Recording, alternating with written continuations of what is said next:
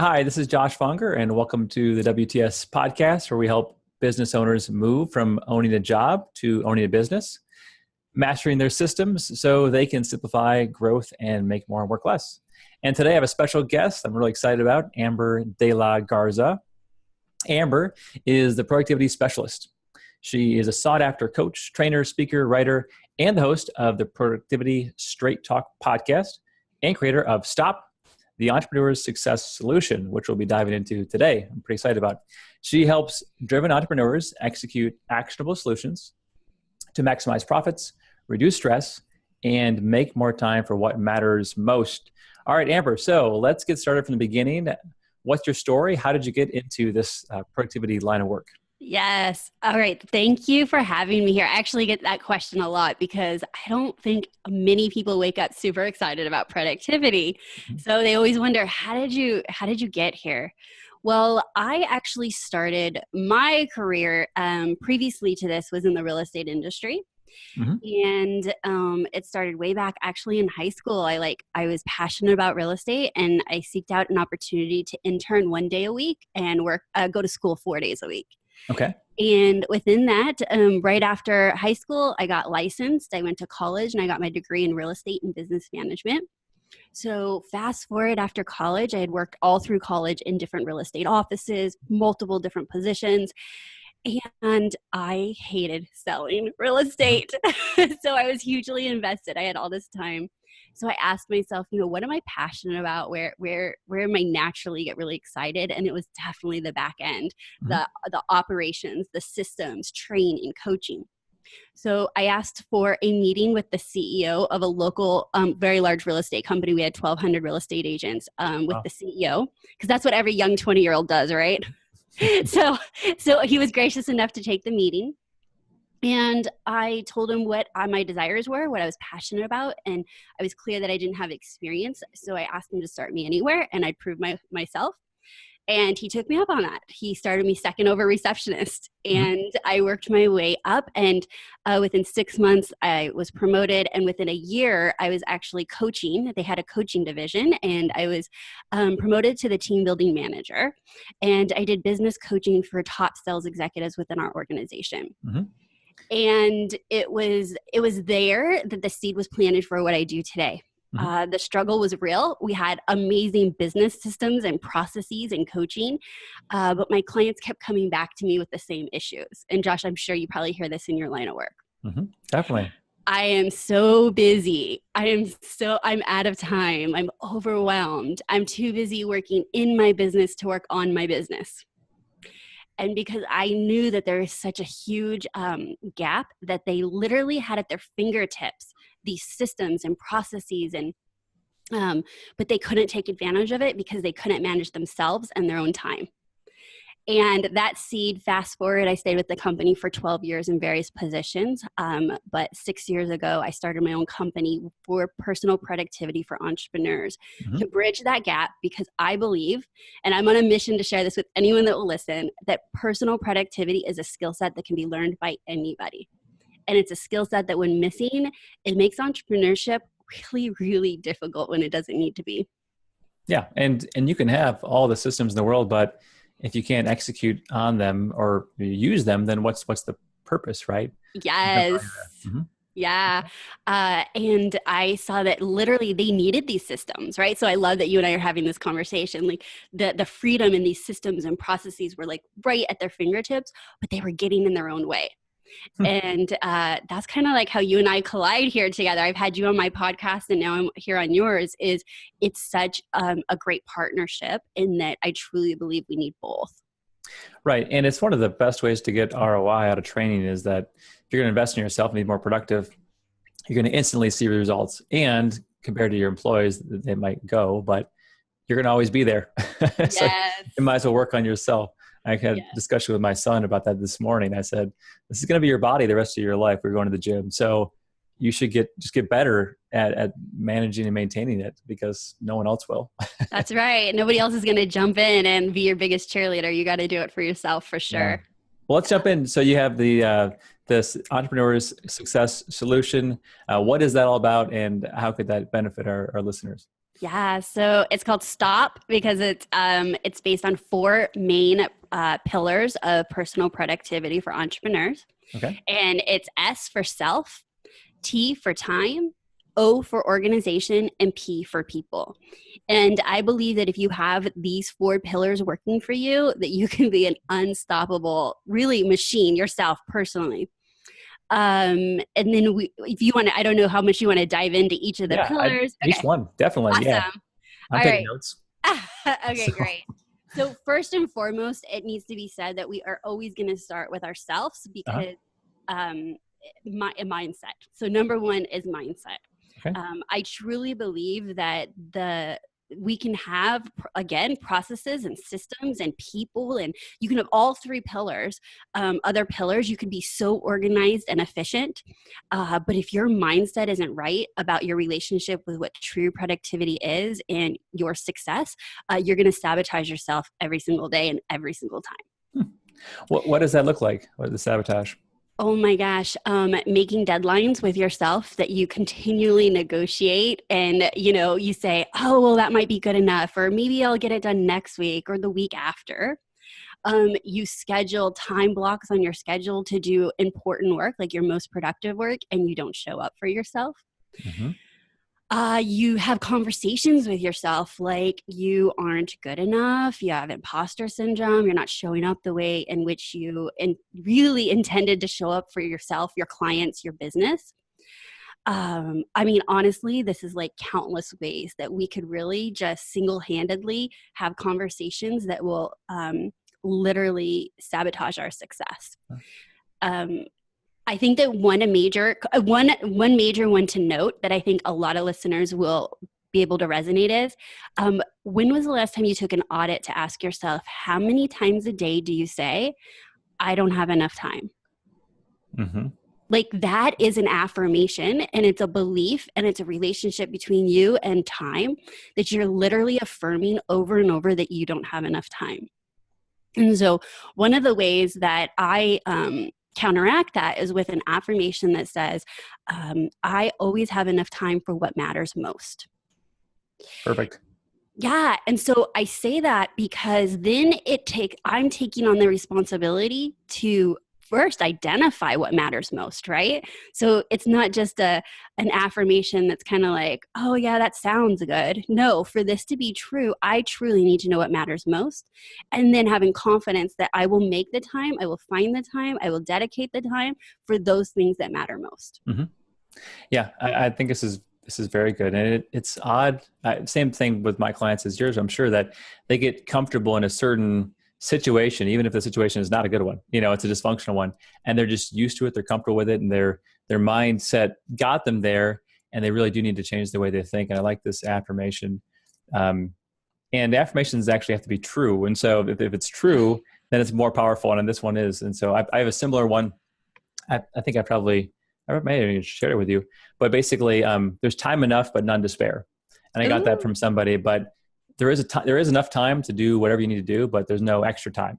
So you have to really be careful, good steward of what you have. Mm-hmm. Whether it's time, money, talent, resources, connections, there's enough to do what you need to do so you can be successful. So my whole thing is every day can be successful, but as long as you manage it properly, I guess is the key.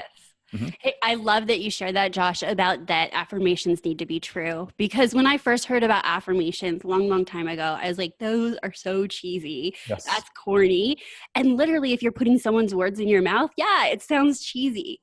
Mm-hmm. But I do teach an 8-step process on how to create affirmations that are backed into from your goal. So how do you take your goal and flip it into affirmations that you're creating and saying on a regular basis? Mm-hmm. Josh, how old was your son that you were mentioning? 13. Yeah, we were at the gym this morning. Oh, that's so awesome. I can't wait till my son's 13. So he's 8. Mm-hmm. And when I first started my podcast, he was 6. And he, Mm-hmm. Maybe like your son, like when you are an entrepreneur, like your kids are literally like seeing you and watching you, and they're like all around. And so I've actually done affirmations with my son since he started first grade, and he wanted to be a guest on my podcast. And so I had him as a guest expert sharing his affirmations, why they're important, how did he create them, and how do they affect his days. Wow. And Slam Dunk, it's like one of my most downloaded episodes because it's such the unexpected. He was 6 years old and it's in his little voice. And we just kind of back into how did we create goals that he had? Like at that time, he was learning to read.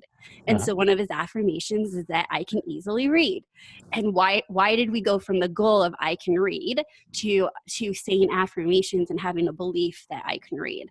And then, but we can do that ourselves in business. There's so many things that our goals are right there past us, but there's a disconnect in the belief in who we need to be. And so how can we affirm those? Yeah. Wow. That's great. Powerful.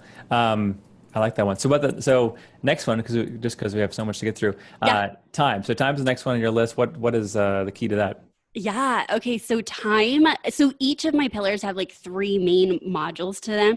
Okay. So we touched on one in obviously self. So time, one of them in that is a power planner. How do you leverage planning your days, your weeks, your quarters, and your years to go from reactive, which I know you work with business owners every day. So how do we go from reactive to proactive? Like, how do we get ourselves out of the firefighter method of just putting fires out every single day? And I think that a huge key to that is planning our time. And so we dive deep into, I get it. Most days don't go as planned, right, Josh? I don't know about you, but Murphy shows up. We expect, you don't want him to show up. And but I can guarantee that when we plan our days, that our days are more intentional and they do go more as we intended than if we just get up and feel like, okay, what are we doing today? And what's getting our attention? And really that's what we're waiting for is like what email's gonna, get our attention, what phone call, what client, what little urgency or crisis versus you're laying the train tracks. And you know where to get back to when you do get pulled off, because you will. What is that train track set for the day and how are you planning it? Interesting. I got a kind of a side question for you. Some of my clients recently, we've been planning out buffer time. So just the reality that, yes, you have all these core things and yes, you're going to use your calendar properly and use your biological prime time, a bunch of things, but the reality is things won't work out. There's going to be things that are going to come up. And so if you plan too tightly, it actually is less functional than having the buffer spaces for the realities of your business. And some businesses have lots of unknowns and other ones are more controlled, but you just have to plan those. Do you do that?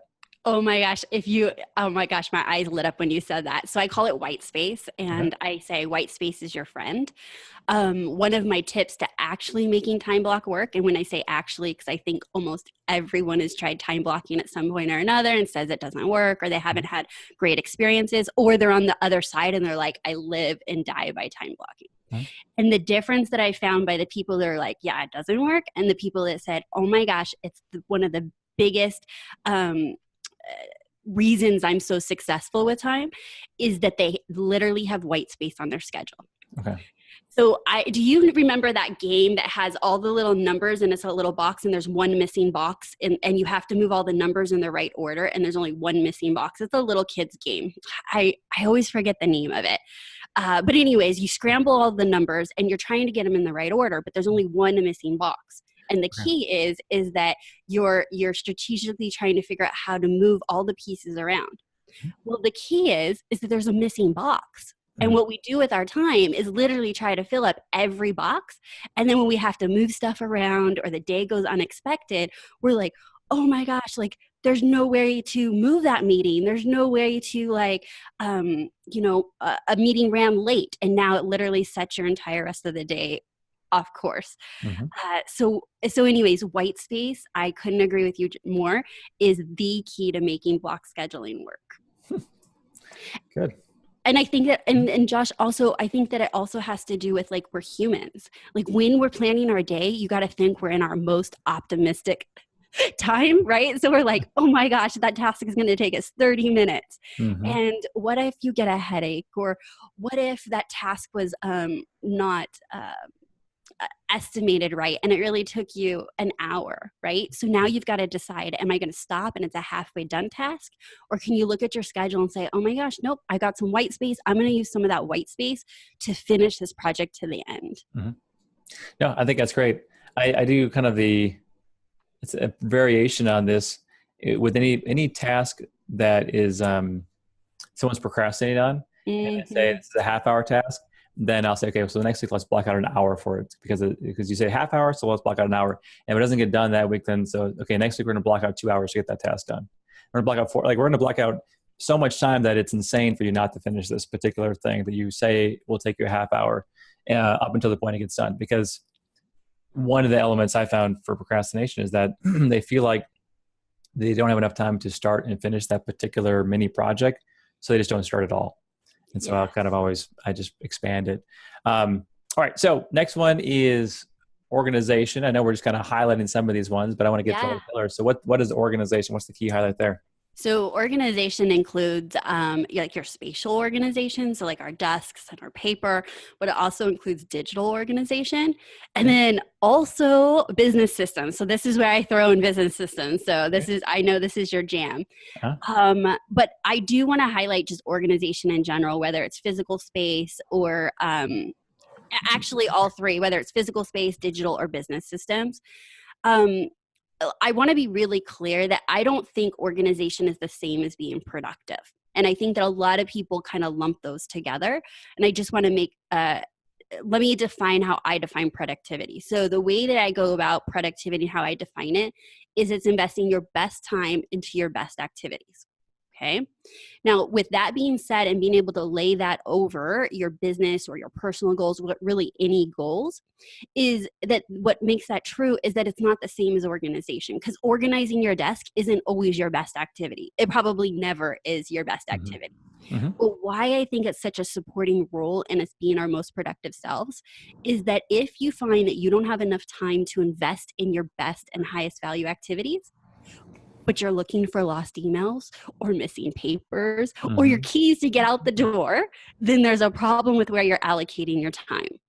And so I think it's really, really important. And then another note to you is if you're wasting so much time in inefficient systems or processes or duplicating steps, there's so much time that can be found in business systems.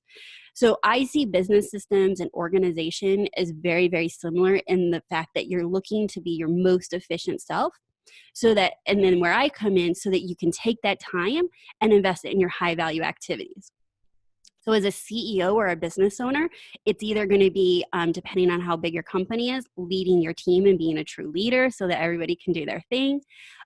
It's probably going to be something in either visibility or marketing, like getting your brand and your company out there. Or it's literally sales, right? Because you and I would be out of business if we had no sales. And so that literally clearly tells us that's got to be our highest value activity, is having sales conversations until we've hired somebody else to have those conversations.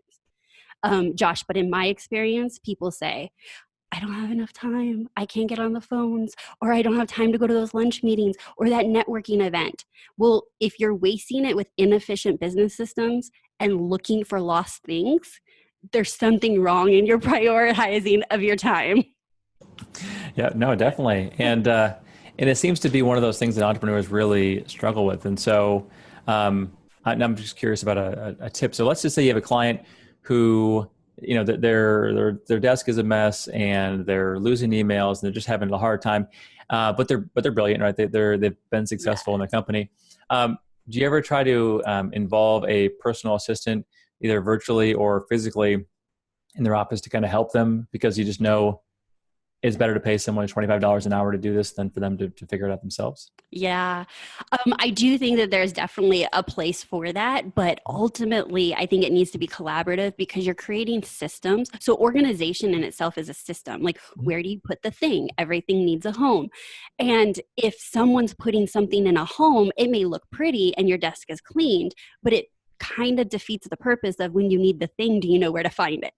Right. And so I think that if it is going to be someone that's going to help you, say you have piles of paper, and this is a matter of getting all the piles of paper organized and in a place, then collaborate, come up with a simple system that you know how to retrieve it.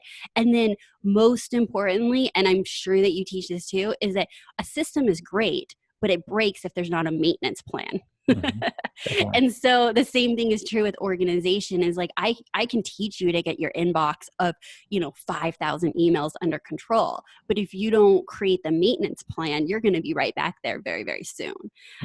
And so a simple maintenance plan, and that is mostly your responsibility. If it's your mess and your desk, like it's going to take you taking 10 minutes at the end of the day to put everything back where it belongs. That's the maintenance plan. Right. But it's much easier to maintain than to build it up from scratch. Yes. And so definitely outsourcing and finding people where that's their zone. Also, I have found that, and I'm sure this is you, Josh, like people just think in systems, like that's their zone of genius. And so lean on that for them to create the system that seems impossible to you, because that might not even be remotely the way your head thinks, and then work together on what that maintenance plan is. Good. Yeah. Well, last one on the list here, and then we'll get to all these other questions I have, is the people part. So we have self, time, organization, and then people. People. Yeah. All right. So this is one of my favorites. If you would have asked me to create this methodology 4 years ago, I probably wouldn't have had people, because I thought I could do it all myself. And and I was organized and efficient enough, and I had systems. But here's the deal: with real success and real scaling, you have to have people in your corner. And so I break people down into having 3 types of people. The first one is your dream team. Like, who do you need on your payroll or as a consultant to really help you create the goals that you want for your business? The second category is called your trusted advisory council. All right. So these are people that you go to when you are up against a wall, that you may not have expertise in a certain area. So these are people like your mentors, your coaches, a mastermind group, your peers. Like, who do you go to? It's kind of like creating your own little board of directors of who you'd go to ask for help. And I have found that, well, I just know, but I'm not great at everything, right? And so there's some people that I have in my world that I'm like, oh my gosh, you're brilliant. Like one phone call and it can lead me forward to where I need to go. So I think surrounding yourself with your advisory council is a great way to improve your success and improve your productivity, so you're not trying to grind it out yourself. And then lastly, go ahead. No, I want to hear the last one. Okay. And lastly, I call it your posse. And your posse are your friends and your family and the people that help you at home. So this could be a housekeeper or a nanny or a personal assistant. Who do you have in your personal life that lets you show up and focus your time and energy in your work? Right? Like, and when you have those hard days where your mindset's playing tricks on you, and maybe you failed and your launch didn't go, or your new product didn't, sell as much as you wanted it to, like, who are you going to go to that's going to make sure that you hit the ground running again sooner than later? Because that's a very productive move. Because some of us can get stuck in that, oh my gosh, it was such a bad fail. Like, that really hurt. I don't know if I'm going to get back at it tomorrow. Wow. Well, that's interesting. So dream team, trusted advisor, posse, and you get those. And then in terms of using your systems, 'cause I'm a systems guy, which of those folks would actually follow processes that you develop? Your dream team. Dream team. Okay. Yep. So your dream team is either creating systems with you, or the systems you have, you're hiring to execute on those systems. Okay. Yeah. Good. So let's do a live scenario, because real estate will just stay in that arena. So you have a realtor.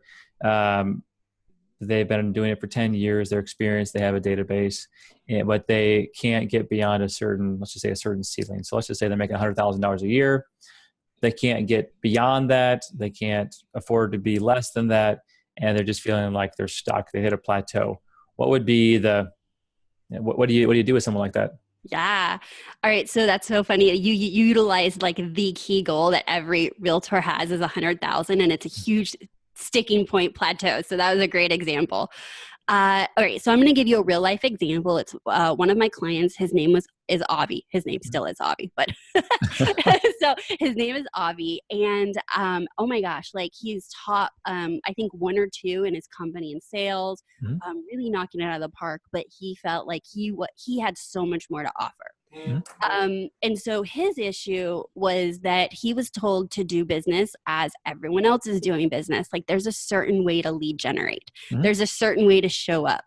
But that certain way, like door knocking and calling and getting on the phones, just didn't feel right to him. Mhm. And so what I worked with him on is identifying his most productive activity. And again, Josh, remember I was mentioning like your most productive activity is either, for me, I believe they fall in buckets, but a couple of the buckets is either marketing / visibility. So letting people know. So for him, he needs to let people know he's in real estate, or having sales conversations, actually asking for the listing or asking to represent them in the buyer.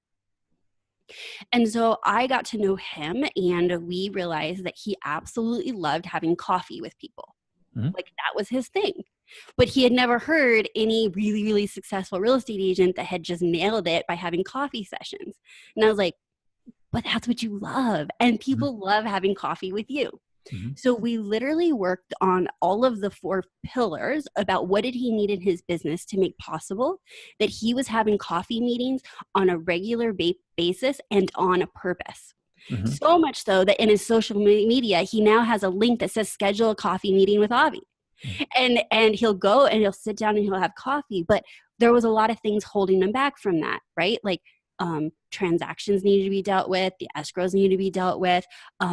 He needed all these things handled. And so it took hiring the right people so that he could stay in his zone of having coffee on a regular basis. Mhm. We worked on his mindset, right? Like giving him permission to show up in his best self. So there wasn't as much resistance. Like when you lean into the thing you're good at, it's amazing how much less resistance there is, right? So we worked on mindset. The time is we were proactive. Like I showed him how to schedule it, put it on his calendar, make sure that his job is now not just to sell real estate, but to fill up his calendar for these coffee dates. And we knew that if he filled up his calendar for these coffee dates, everything else worked out because he would organically have conversations, referrals would be sent to him, they'd talk real estate, right? Mhm. And then organization, so the O was handled because he now had a business system where it's all automated. People can literally click on a button Mhm. and schedule it with them. So we tackled all of them. So we tackled self and mindset and time and organization, and then him hiring a high level executive assistant that can handle so much of what was really taking up a lot of his time. Mhm. There's an Wow. example. Yeah, no, that's a great example, and that's a perfect situation to be more productive if you're the one selling. Got another client, same thing. The whole thing for her growth strategy is more coffee meetings. Oh, really? That's Yes, so, yes. she works with realtors, but she's a home stager, right? So home Yes. staging business, and so that's the best way to make those connections. So It more opportunity. really is. And for people that are extroverts and that enjoy and get that energy off of it, that literally fuels their fire. And yet they've been told by other people, no, maybe it's like grinding it out, it's doing this strategy or that strategy. So I just love that we combine leaning into your zone of genius, rather, like where you're great at, but creating a whole process and system around that. Mm-hmm. Yeah, and it sounds like you have the support structure to fill in the gaps that he's not doing all of the paperwork that actually needs to get done, but he doesn't have to do it himself. Yes. Making that alignment. Yes. Well, so here's a different question for you. So you work with entrepreneurs, and people listening to this probably think, well, this sounds pretty simple, right? So organization and people and stuff like that. Why don't people do it themselves? Like, so what is the reason why they don't just grab onto this and then take action? Is there kind of a stumbling block for them? Yeah. Well, it's taken me years of one-on-one coaching and consulting to create this really elegant framework that I just shared with you, right? And I just gave you pieces, and I love productivity. So just think, like, I think that people, business owners, is when they hear it, it sounds like, yes, I need that. But they're not sitting at their kitchen table or at their desk saying, I need to get myself under control. I need, time and all these things and organization. And so for me, I think that it's a matter of it sounds right, but they need someone to partner with them to show them, or maybe it's my book in the future, by the way. So there's some external accountability. Uh-huh. Like they need the framework to say, yes, I'm plugging into that. And yes, I'm going to level up on all those things. Mhm. Yeah. Yeah. Well, then I suppose in any activity, you think of sports pretty easily. People might know how to improve in a certain sport, but if they have a coach there to get them over some of the sticking points, they'll get it so much farther.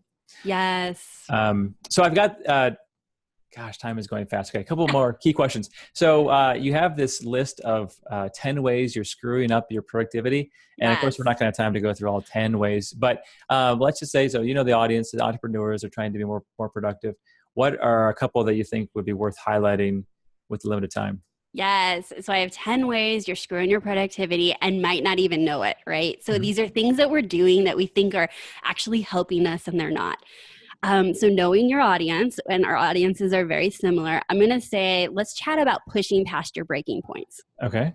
Okay. So pushing back past your breaking points means you're not taking breaks. Like not daily, like you're not eating, but you're not taking vacations. You're not maybe taking your 3-day weekends to rejuvenate and recalibrate and connect with your family. I think that a lot of people have the understanding that productivity is more, or being productive is doing more, working longer hours, and it's not true. Like I am, if you needed permission, I don't know if you're listening, if you just needed like someone to tell you, like it is more than okay to take breaks. In fact, it's sometimes the most productive thing you can do is take a break. Mm-hmm. And one of the tricks that I share is to literally schedule it on your calendar. Mm-hmm. So we're talking about white space, right, Josh? Well, how about like lunch space? Like 30 minutes that cannot be scheduled over or scheduled into. And even further, a trick, I block out an hour knowing that I'm going to take at least 30 minutes, because if you and I are chatting and it runs over 10 minutes and I only scheduled 30-minute lunch, now I just cheated myself out of lunch. Mm-hmm. So I schedule an hour knowing that at the least I'm getting 30 minutes, and on a great day I get an hour. And I need that. You need that to literally step away and focus and re-energize yourself. And also, it's a great opportunity to throw in some really great positive habits, like going for a walk, drinking your water, eating a healthy meal, if just once a day. So I think breaks are just underrated, and they can have such an impact on our lives and our businesses. Oh yeah, you get your best ideas during your breaks sometimes. So you kind of need that space. Oh my gosh. Okay, so this methodology that I'm sharing with you, I traveled 6 of the 8 weeks this summer. Mm-hmm. And this thing has been literally rattling around in my head for years. And it took me disconnecting from my business, getting on airplanes, traveling, like getting out from the day to day to get it out of my head. It was the best thing in the world. And in fact, what I think I'll find is that was probably the most productive use of my time. Because I've created a keynote from this methodology. It may be a book in the future. It's a group coaching program. Mm-hmm. None of that happened grinding it out behind my computer. Yep. Yeah. Wow. So, yeah, that's great. Yeah. Stepping away. That's Stepping good. away. Absolutely.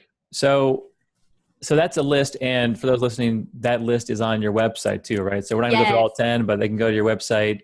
What's the website? It's going to be theproductivityspecialist.com/screw, SCREW. Screw. Okay. Get the download.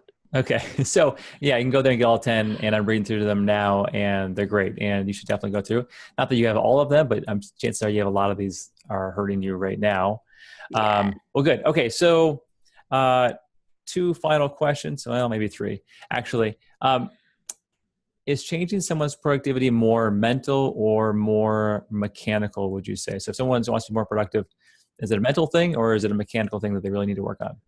Mental. And if you would have asked me when I first got into the game of productivity, I thought, oh, it's about organization and it's about having the right systems. I can guarantee being in and out of hundreds of different businesses in different industries, it is a mental. And so I got to tell you, my son was in my office and I had a client walk by. I used to rent office space. Now I'm working out of my house. Uh-huh. My son had his earphones on. He hears me talking to this lady and he takes his earphones off and he leans in. He says, productivity is a choice. It's a choice we make every day. I guarantee, he had iPad in front of him. He's Uh-huh. geeking out with his headphones. And I was like, oh my gosh. And guess what? He came up with that because he's literally heard me say versions of that so Uh-huh. many times, Uh-huh. and leave it to a kid to succinctly say Uh-huh. it the right way. Uh-huh. Productivity is a choice, and it's a choice we make every day. Mm-hmm. Therefore, I think it's 100% mental, because you can have organization around you, you can have systems around you, you can have the right people around you, but at the end of the day, you have to make a choice of where you're going to invest your time, Mm-hmm. and whether it's going to be a productive investment or a busy investment.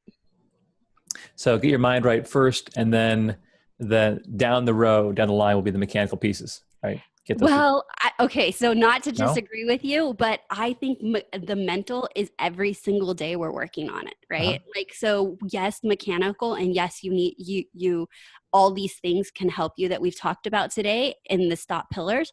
But every time someone shared with me, new level, new devil. Mm-hmm. And so you're going to hit up a new success, or you're going to have a new system that you implement, and things are going to come up for you. It's continually working on that mindset to make that choice every day. And so you keep mentioning the everyday piece. So is it one of those things where if I totally get it, I go to a conference, I'm gung ho, and then the next day though, it could be start from square one every morning. Is that one of those things? Yes, because just because you have knowledge doesn't mean that you're taking action on that knowledge, right? Mm-hmm. And so some days I wake up really optimistic and in a great mood to slay my goals. And I don't know about you, Josh, but some days it takes a lot of self-talk to do the thing. And so I think it is a choice. And for some of us, it's a choice that has to be made more than once a day, right? Like mid-afternoon, you're low on energy, you're tempted to get on Facebook or do all the things. But what are you going to do with your time? And it ultimately comes down with your choice. So, you're a podcaster. You do a lot of podcasts, talk to a lot of experts about a lot of things.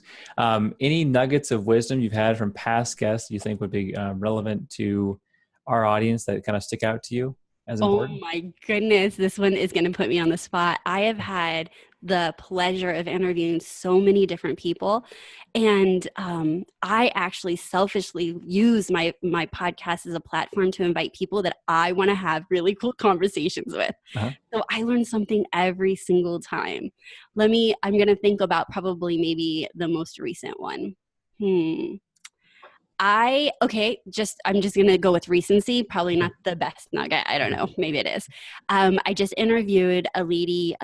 She owns Priority VA. Her name is Travinia.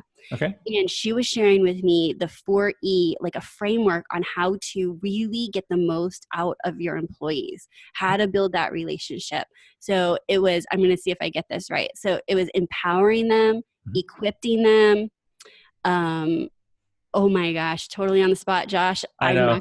Evaluating one? It was evaluate. And there was another E in there, but in the moment, and I have my notes and I'll go through them to actually implement, but she really broke it down into these 4 E's that I'm like, yes, it's important to not just make the right hire, but it's important to really always be investing and setting them up for success so that the business can grow.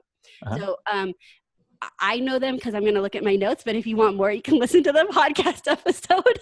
That's what I'll leave it with, Josh. Well, definitely. Well, that's good. Yeah. And what was the name of that? Which podcast would that be? Her name is Travinia, and she owns Priority VA, and hers will be out in about 3 weeks. So okay. Well, probably when this one comes out, probably the same time. All right. Awesome. And then, one question, and then we'll go to the wrap up. So I was on your website. I was playing around with it and looking at some different things. And there was an article that caught my eye. It was on information overload or content obesity. And every once in a while, I talk to my clients about this. But what is your take on that? And how do you deal with this ever increasing amount of information? Yes. Okay. Well, in a nutshell, I believe that we should truly honor who we let in between our ears. Not just through podcasts, but what are we reading? What are we consuming? What books are we reading? I think that some of us can get, and I've done this in the past too, is that we get into information collection. Like we Mhm. just want more information to go do the thing. And it's from different people. And what happens is it becomes overwhelming because I'm going to have a way that I'm productive. And then you're going to go listen to the next person and the next person and the next person. And you're getting pieces of it. And you're in your head trying to make all the pieces match or fit together. But what if like we don't agree on one thing and you're literally making it harder than you need to be by following multiple people on the same topic? So this is just one part of information obesity. We get it from everywhere, but this is the one where I think people are out there seeking advice and information and they're consuming it and then they feel stuck because they're overwhelmed. Mm-hmm. My recommendation is that yes, go sample it like you're sitting at the bar, get your sampler. But when you find somebody that you truly feel like has your best interest, that is knowledgeable, that you think knows what they're talking about, then shut the rest down and listen to that person and take action. Mm-hmm. And when I shared this on my podcast, I was like, and if I'm not that person for you, go ahead and hit unsubscribe. Like I'm okay with that because I'm all about action taking. Mm-hmm. But I'm confident that I know my stuff, that I'm giving valuable information, and that I am able to give them information they can take action on. So I kind of fit all those criteria. So I'm thinking, okay, but what if you're listening to other people and now you're like, I don't know which one to do. I don't know what to do. She says do this. That person says do that. And then nothing happens, Josh. And I think you're laughing because you know what I mean, right? All the time. Yeah. And so that's my advice. Shut them down. Pick your person for that topic that you're trying to get information on. Get the information you need and then shut me down. Like if I'm giving you the information, shut it down, go take action. Come back, get more information, go take action. Yeah, I totally agree with that. You don't want a constant flow of ideas. And the thing is, a lot of ideas from a lot of, if you're getting expert information from people who are billionaires, and they're celebrities, the ideas they're telling you oftentimes have nothing to do with what your reality is. And so you could be getting the worst advice ever, maybe great for a multimillionaire or a celebrity, but has nothing to do with their particular need right now. And so I find that the most with my clients is they have ideas, but they're the ideas that are worse for them at this time. They're not going to help them. And so it's about kind of getting rid of all that clutter that's in their brain and just sticking with what's essential for their business right now. And I mean, you've kind of hit on it too, is that you want to go to someone credible. Like so much of the information that's out there these days is not even written by the person who the picture's on it. It's written by another writer who's maybe 18 years old and just putting together 10 articles a day. And that's a lot of the content, and it's not really that useful. But it has a good title and it's catchy. Yeah, I think we should be ruthless with who we let between our ears because our time is so finite, right? And I think education is powerful, but I think vetting who you're getting that information from is essential to making sure that you're getting advice that's actionable and that when you try it, you're getting results. Because there's nothing more frustrating than taking action, like you said, from a celebrity or something that either worked for them so long ago or works for them with the resources they have now. Right. And then you're like, what's wrong with me? Yep. And then we're back in the same cycle again. And we don't need that. We don't need any more of that at all. Yep. Oh yeah, definitely. So advice specific to exactly what you need when you need it. Everything else is just a distraction. Yes. Right? It's infotainment. Well, good. So I wish we could talk longer, but I know you've got to run. So what's the one thing you want to leave the audience with, our audience? You can kind of wrap up, where can they find you? What do you want to leave them with? Yeah. So with your permission, I'm going to end it the same way I end my podcast. No change, no change. Without taking action, nothing will change for you or your business. So based on what you heard Jeff and I chatting about today, I'm sure you got a few ahas. Well, what is the one thing that you're committed to taking action on? And that's all that matters, because the rest was great. But I think Josh and I agree that we want this to be the most valuable, useful use of your time, and taking action would probably be the best way of showing Josh and I that we're giving some great content. So go change, take action, and get the results. Perfect. All right. Couldn't agree more. So thanks, Amber, for sharing your wisdom. I learned a lot. I took a mountain of notes here. It's all great stuff. And I'll just do one of them, though, just one, like you said. Yes. And thanks, everybody, for tuning in today to the Work System Podcast. I look forward to sharing another podcast with you all next week, helping you grow your business with systems so you can make more and work less. All right. Thanks, everybody. And thanks, Amber. Bye. Bye.